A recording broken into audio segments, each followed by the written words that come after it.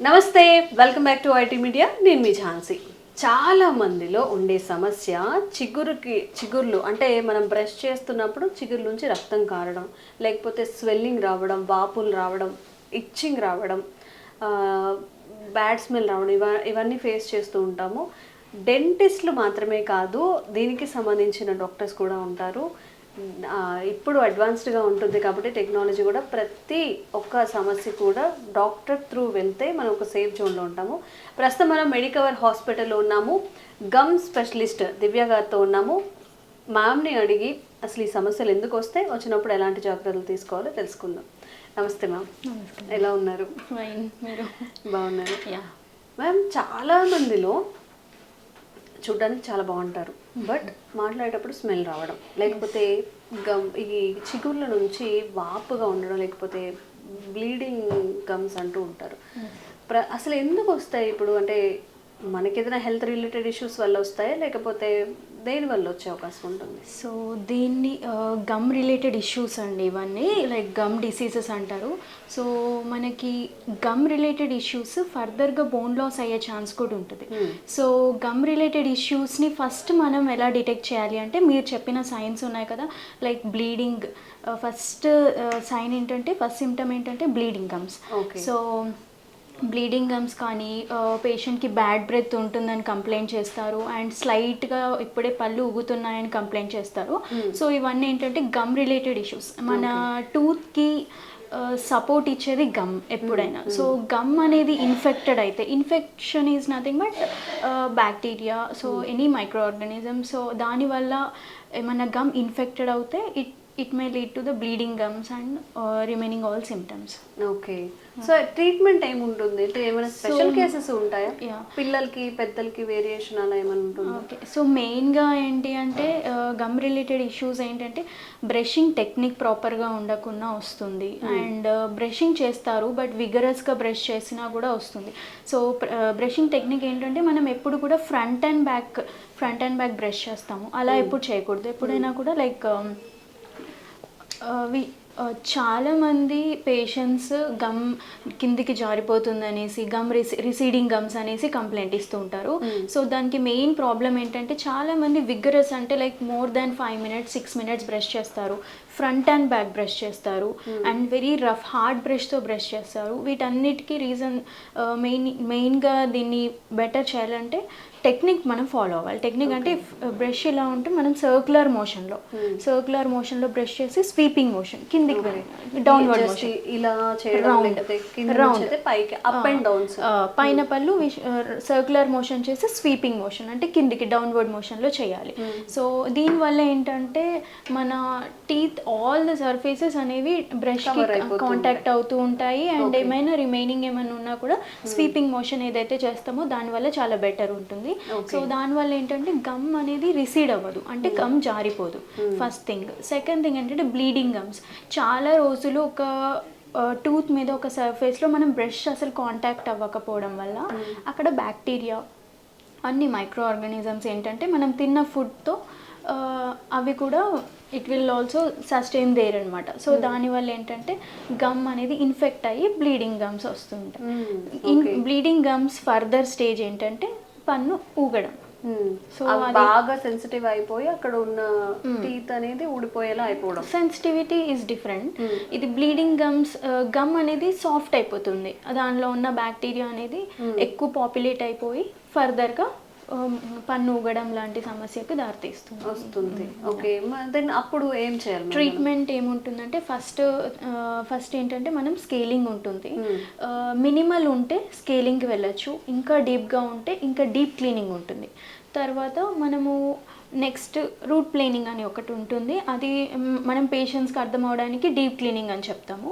దాని తర్వాత ఈవెన్ అప్పుడు కూడా గమ్ ఇన్ఫెక్షన్ అనేది తగ్గకపోతే ఫ్లాప్ సర్జరీ అని ఉంటుంది. ఫ్లాప్ సర్జరీ అంటే చాలా మందికి అవేర్నెస్ లేదు. ఫ్లాప్ సర్జరీ అంటే ఏంటంటే, మనం పన్ను మీద క్లీనింగ్ చేస్తాము, పన్ను లోపల కూడా ఉంటుంది కదా bacteria and micro organism. So అప్పుడు ఏం చేస్తామంటే గమ్ అనేది ఓపెన్ చేస్తాము, అక్కడ డీప్ క్లీనింగ్ చేస్తాము. సో గమ్ కూడా క్లీన్ అవ్వాలి. Okay. So that is called as flop surgery. So flop surgery మనం అల్టిమేట్ ఆప్షన్. ఓకే. ఇప్పుడు దీనివల్ల ఏంటంటే బోన్ లాస్ దానికి కూడా మనం గ్రాఫ్స్ అని పెడతాం, బోన్ కూడా మళ్ళీ ఫామ్ అవ్వడానికి. ఓకే, అంటే ఇక్కడ ఉండే బోన్ ఏదైతే డిస్టర్బ్ అయిందో పాడైపోయిందో ఇప్పుడు రీప్లేస్ చేస్తారా? మనకి ఇది గమ్లో ఇన్ఫెక్షన్ ఉంది, సో టూత్కి గమ్ సపోర్ట్ ఇస్తుంది. సో మనం గమ్కి ఇన్ఫెక్షన్ వచ్చింది, సో మనకి టూత్ కూడా ఊగుతుంది. ఊగే ముందు ఏంటంటే మనకి సిమ్టమ్ ఎలా అంటే బ్లీడింగ్ గమ్స్ కానీ అలా మనకి సిమ్టమ్ చూపించి తర్వాత పన్ను కూడా ఊగుతుంది అంటే ఇట్స్ అన్ అల్టిమేట్ సిమ్టమ్ అనమాట. సో మనం ఏం చేస్తామంటే we'll open the gum and ఇక్కడ మనం డీప్ క్లీనింగ్ లోపల కూడా క్లీన్ చేస్తాము. సో లోపల ఇక్కడ టూత్ కింద బోన్ ఉంటుంది, సో బోన్ కూడా తగ్గినా కూడా దానికి కూడా ట్రీట్మెంట్స్ ఉంటాయి. బోన్ గ్రాఫ్ట్స్ అనేసి బోన్ మెటీరియల్ పెడతాం. ఓకే, సో ఇది అడ్వాన్స్డ్ ట్రీట్మెంట్ అనుకోవచ్చా? అసలు గమ్ హెల్త్ గురించిన అడ్వాన్స్ ట్రీట్మెంట్స్ ఏమేమి ఉంటాయి? అడ్వాన్స్ ట్రీట్మెంట్స్ మామూలుగా జనరల్గా ఫ్లాప్ సర్జరీ అనేది బ్లేడ్ స్కాల్పెల్ అంటాము, దాంతో చేస్తాము. ఇప్పుడు దానివల్ల ఏంటంటే బ్లీడింగ్ ఎక్కువ అవుతుంది during surgery. So patient may feel ఒక 1 or 2 days pain or discomfort ఉండొచ్చు, స్వెల్లింగ్ ఉండొచ్చు, ఇదంతా ఉంటుంది. అదే ఇప్పుడు అడ్వాన్స్ ట్రీట్మెంట్ ఏమొస్తుందంటే లేజర్ అని ఒకటి, డయోడ్ లేజర్ అనేది ఒకటి అడ్వాన్స్ ట్రీట్మెంట్ వస్తుంది. సో దానితో ఏంటి అంటే మనకి పేషెంట్కి పెయిన్ ఉండదు అండ్ బ్లడ్లెస్ ఫీల్డ్ ఉంటుంది అండ్ ప్రెసిషన్ అంటే సర్జరీ కూడా చాలా ఫైన్గా ఉంటుంది. సో ఇది ఇంకా అవేర్నెస్ ఎవరికి రాలేదు, సో లేజర్ కూడా ద బెస్ట్ ఆప్షన్ అనుకోవచ్చు. Okay, compare to scalpel and laser వేటి అడ్వాంటేజెస్ వాటికి ఉన్నాయి, బట్ బ్లడ్లెస్ కావాలి, పెయిన్ కూడా ఉండకూడదు అంటే we can go for laser. Laser ఏంటంటే దానికి అదే యాంటీ బ్యాక్టీరియల్ ఎఫెక్ట్ ఉంటుంది. So whenever we use laser at any area it will have a anti bacterial effect.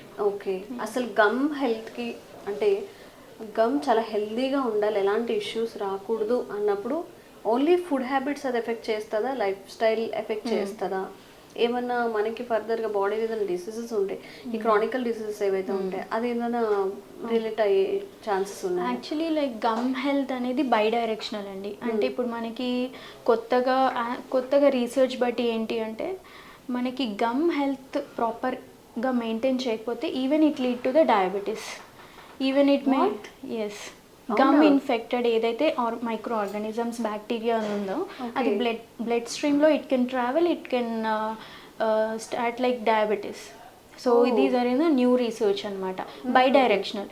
Diabetes ఉన్న వాళ్ళకి గమ్ ఇన్ఫెక్షన్ ఎక్కువ ఉండొచ్చు, గమ్ ఇన్ఫెక్షన్ ఎక్కువ ఉన్న వాళ్ళకి it may lead to the diabetes and cardiac surgery like అంటే cardiac related health issues, atherosclerosis అనేది ఒకటి ఉంటుంది.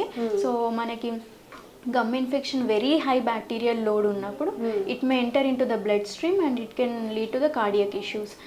అండ్ ప్రెగ్నెన్సీలో కూడా మనకి ఇప్పుడు mother severely bad gum health ఉందనుకోండి, అంటే బేసిక్గా గమ్ బ్లీడింగ్ ఎక్కువ ఉంటుంది ప్రెగ్నెన్సీలో, that is fine. If gum health చాలా హెవీగా ఉంది అంటే like very diseased gum health ఉంది అంటే పేషెంట్స్లో మెయిన్గా ప్రీ టర్మ్ బర్త్ ఉంటుంది, అంటే బేబీస్ ముందే లైక్ 9 months కంప్లీట్ అవ్వక ముందే డెలివరీ ఉండే ఛాన్సెస్ ఉంటుంది. అండ్ ఇంకొన్ని రీసెర్చెస్లో లైక్ లో వెయిట్ ఉండొచ్చు, అది కూడా. ఇవి ఏంటంటే జనరల్గా బై డైరెక్షనల్ అని తెలియదు ఎవరికి. So gum can lead to other issues also. Okay, so చాలా సీరియస్ సిచ్యువేషన్స్ లో మనం ఉన్నామంటారా? అంటే ఇవి ఎలాంటి కేసెస్ అంటే అందరికీ వస్తాయని చెప్పుకోలేము, లైక్ జెనెటిక్స్ అన్ని లైక్ అందరూ పేషెంట్స్ గమ్ ఇన్ఫెక్టెడ్ ఉంటే it can never like all the patients will never go to the diabetes, but it depends on the so many factors. ఒకవేళ జెనెటికల్ గా ఉన్న వాళ్ళు ఓవర్ వెయిట్ కానీ సమ్ వాళ్ళ body stress related stress May increase the things. Okay, like double చేస్తాయి అన్ని stress, alarm bell లాంటివి అనమాట.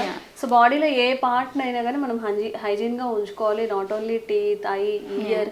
ఏ ఇష్యూ వచ్చినా కానీ మనకి ఇన్కన్వీనియన్స్ ఉంటుంది, దానివల్ల స్ట్రగుల్ అవుతూ ఉంటాం. కాబట్టి మెయిన్గా oral health is a mirror of general health. మనం చాలా కూడా లైక్ ఈవెన్ గ్యాస్ట్రిక్ ఇష్యూస్ ఉన్నాయి అని కూడా we can detect by the type of bad smell. Okay, so like oral condition we can never ignore. So తెలుసుకోవాల్సింది ఇంకా చాలా ఉంది. అండ్ మీరు కనుక ఇలాంటి ఇష్యూస్ ఏమైనా ఫేస్ చేస్తున్నా, ఇంకా రిలేటెడ్ ఇష్యూస్ ఉన్నా కామెంట్స్ చేయండి. కామెంట్స్ రూపంలో కామెంట్ చేయండి. దానికి సూటబుల్ అయ్యే సొల్యూషన్స్ మీద వీడియో చేసే ప్రయత్నం చేస్తాం. Thank you ma'am. Thank you so much.